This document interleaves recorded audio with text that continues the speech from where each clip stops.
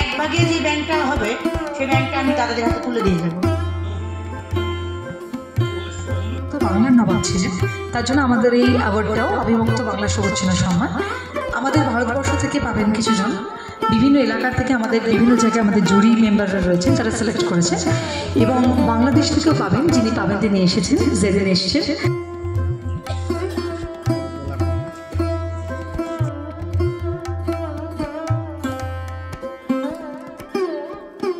ব্যাখ্যা করে দেখাচ্ছে দাদা, দেখতে থাকো তোমরা। বিল্ডিংটি প্রবেশ পথটি এই দিক থেকে, আপনারা যে দিক থেকে এসেছে সেখানে দুই ভাগে বিভক্ত হয়ে যায়। মানুষজন যারা ভিজিটার্স থাকবেন তারা এই পথ দিয়ে এসে একটি মুক্ত মঞ্চ ক্রস করে আসবেন, তারপরে এই দিক থেকে এবং এখান থেকে দুটো স্টেয়ার কেস তৈরি করা হয়েছে। সেই স্টেয়ার কেসের সাইডে এই স্লোপ রুফ, অর্থাৎ যে স্লোপ রুফের বিল্ডিংগুলো হয় ট্রাস দিয়ে তৈরি হয় সেইদের, সেরকমভাবে একটা ইন্টারাকশন সেন্টার, কালচারাল হাব, অবশ্যই এটা কমার্শিয়ালি কালচারাল হাব হবে। সেইগুলো ক্রস করে মানুষ এখানে একটা গ্র্যান্ড বারান্দায় পৌঁছাবেন। সেই গ্র্যান্ড বারান্দা যখন পৌঁছালেন তখন দেখতে পাবেন একটি 123 ফুট উঁচু একটি মিনার, যেটা আমরা নাম দিয়েছি শহীদ মিনার, হীরাঝিলের। আমি এখানে মহকুমা শাসক হিসাবে আমার এই 3.5 মাস হলো আমরা একসঙ্গেই জয়েন করেছি। তার আগে ছোটোবেলা থেকে যে আমরা পড়াশোনা করে এরকম একটা WBCS পরীক্ষা দিয়ে, ইতিহাস তো আমাদের একটা মেইন সাবজেক্ট থাকে। বিশেষ পরীক্ষার ম্যাক্সিমাম যারা কম্পালসারিতে নেয় বা যারা অপশনাল সাবজেক্ট হিসাবে ইতিহাস রাখে তাদের তো পুরো ইতিহাসই পড়তে হয়। আমাদের যে ইতিহাস আমরা যা বই পড়েছিলাম, এখন এখানে আমি স্টেট ম্যানেজার এসে আসার পরে আমার একটু সব কিছু পাল্টে গেল ধারণা। কেন কি আমার ধারণা হয়েছিল না যে স্টেট ম্যানেজার বলে একটা পোস্ট হয়, তো আমাকে যখন এখানে দেওয়া হলো প্রথমে মনে হয়েছিল যে এটার আবার কী কাজ আছে, মুর্শিদাবাদের স্টেট ম্যানেজার কী করে। কারণ আমরা সাধারণ অ্যাডমিনিস্ট্রেশনের লোক, বিডিও, এসডিও এবং ডিএম, এডিএম ইত্যাদি তার সঙ্গে কাজ করা অভ্যস্ত। কখনো কখনো সাইড লাইনে কিছু পোস্ট আছে, তো একটা ভালো পোস্ট আমি এখানে এসে এনজয় করছি, সেটা হচ্ছে স্টেট ম্যানেজার। বিভিন্ন জায়গায় আমাদের জুরি মেম্বাররা রয়েছেন যারা সিলেক্ট করেছে, এবং বাংলাদেশ থেকেও পাবেন, যিনি পাবেন তিনি এসেছেন, জেদেন এসছেন। ধন্যবাদ সমন্বিতাকে যে একটা এইরকম সুন্দর একটা অনুষ্ঠানে আমাকেও আসার জন্য অনুরোধ করেছিল। আমার ছবিটাকে নিয়ে আসতে পেরেছি। যেরকম একটা অনুষ্ঠান আমি আশা করেছিলাম, এক্স্যাক্টলি তাই এসে দেখতে পেলাম। হীরাঝিল প্যালেস বাঁচলে, পাড় বাঁধানো হলে যেমন অনেকগুলো গ্রাম বাঁচবে, প্রচুর মানুষের কর্মসংস্থান হবে। ওভারঅল কিন্তু একটা সোশ্যাল ডেভেলপমেন্টের দিকেই আমরা যাচ্ছি। তথ্যচিত্রটা কেমন লাগছে তোমরা অবশ্যই আমাকে কমেন্ট করে জানিও। আমি তোমাদেরকে দেখাচ্ছি কিছুটা। মুজিবুর রহমানের রচিত, ঠিক আছে, দেখতে থাকো।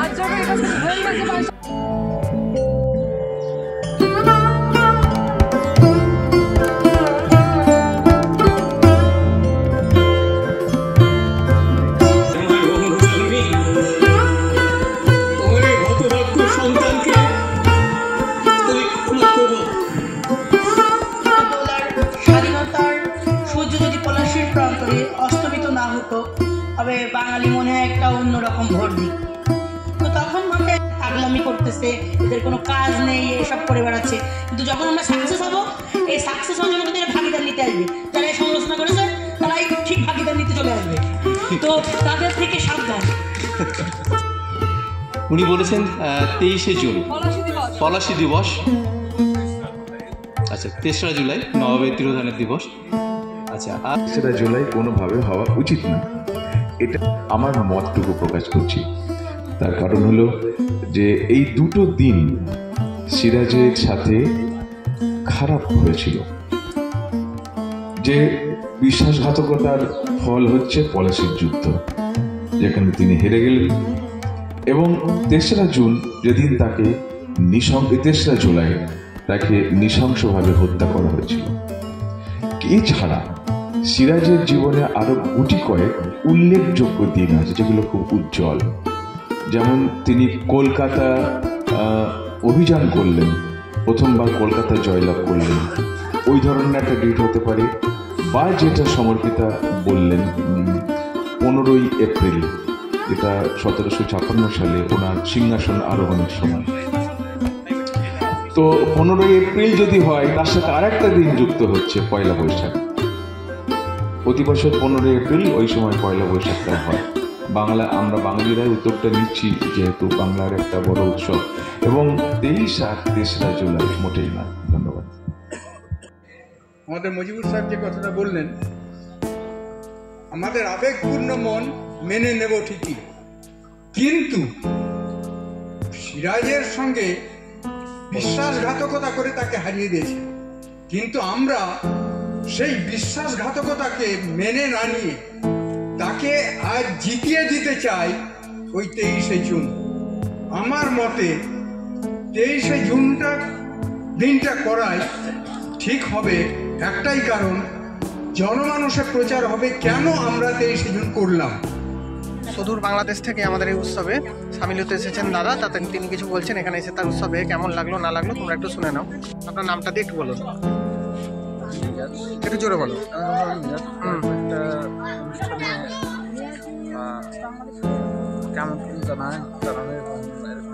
একটু জোরে জোরে বলেন। হ্যাঁ,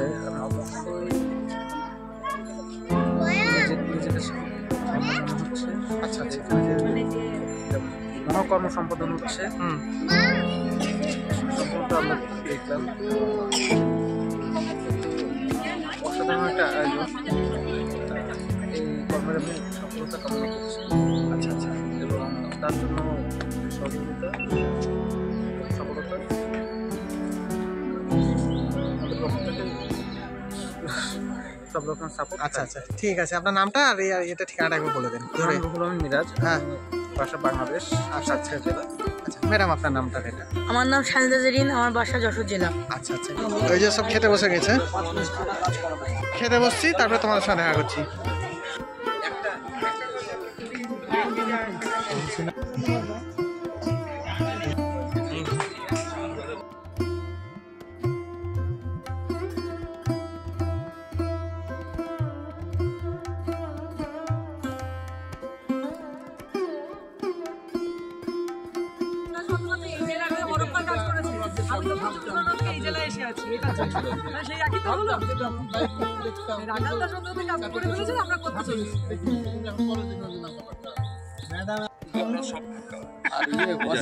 এই মনুমেন্টটা করার পিছনে একটাই উদ্দেশ্য, নবাব সিরাজের পরিত্যক্ত প্রাসাদের যে 300 মিটার অংশ রয়েছে সেটা সংরক্ষণ।